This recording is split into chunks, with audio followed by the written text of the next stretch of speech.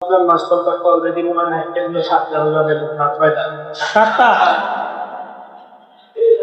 কিছু বিভ্রান্তি আমাদের মধ্যে থাকতে পারে সেটি জানি না।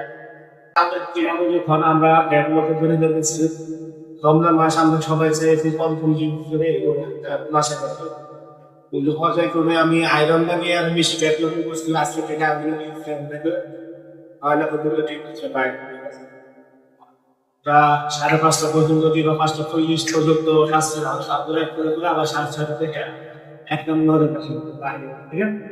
আর ব্ল্যাঙ্কেট হলে আমাদের এবার সুযোগে কিন্তু আমরা মানে আমি আজকে চাই বলতেছি টোটাল দিয়ে ফাইনাল, হ্যাঁ সম্ভাবনার কথা বলতেছি, সেটা আমরা আলোচনা করছি। এটা হওয়ার সম্ভাবনা বেশি হয় 90%। সেই আলোচনা এবার যে না চাইলে অনেক কিছু পাওয়া যায়, অনেক আছে না, এটা তো আগে সৃষ্টি করছে। যদি কোম্পানি জেনারেল সব 5 ডিউটি দিলে তাহলে 25 তারিখ এসে ডিউটি করা লাগে, 28 তারিখ আবার খুব একটা ঝামেলা, কাজের চাপ বেশি। আমরা না চাইলেও যাওয়া লাগতেছে, কোম্পানিটা 9 দিন শুরু করে দেয়। এটা সম্ভাবনা আমরা যেটা আলোচনা করছি সেদিক থেকে আমরা 19 তারিখ থেকে ছুটি পাবো, ঠিক আছে? 18 তারিখ আমরা বিকাল 5টা পর্যন্ত কাজ করবো, 19 তারিখ 19 তারিখ থেকে ছুটিকে আমরা 28 তারিখ পর্যন্ত সম্ভাবনা আছে বন্ধ করবো, ঠিক আছে?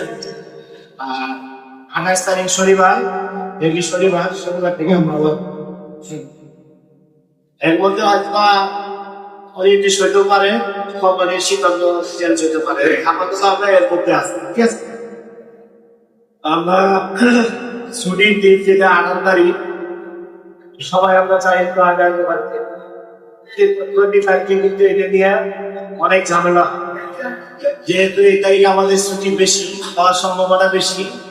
আমরা 18 তারিখে আমরা 5টা পর্যন্ত ফিক্সড, কেউ কোনো কথা বলবেন না, তোমার সাউন্ড করবেন না। 5টা পর্যন্ত ডিউটি করবো, ডিউটি থেকে 30 তারিখ থেকে আমরা ছুটিতে নেই। সেই সুবাদে আমরা 7 থেকে আমরা একটা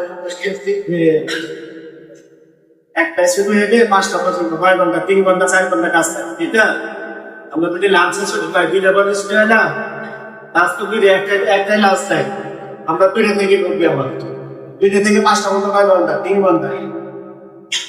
আমরা সাথে গিয়ে একটা প্রপোজ জানাইছি যে আমরা ওই দিন লাঞ্চটা কমপ্লিট করবো। এই 3 ঘন্টা আমরা 3 দিনে 1 ঘন্টা থেকে বেশি দিই, ঠিক আছে? আমরা বলছি সেটা হলে আমরা যে 3টা শুক্রবার করবো, আমরা তো নর্মালি 5টা পর্যন্ত ডিউটি করতেছি, শুক্রবার আমরা 1 ঘন্টা করে বাড়ায় 5টা পর্যন্ত ডিউটি করবো, ঠিক আছে?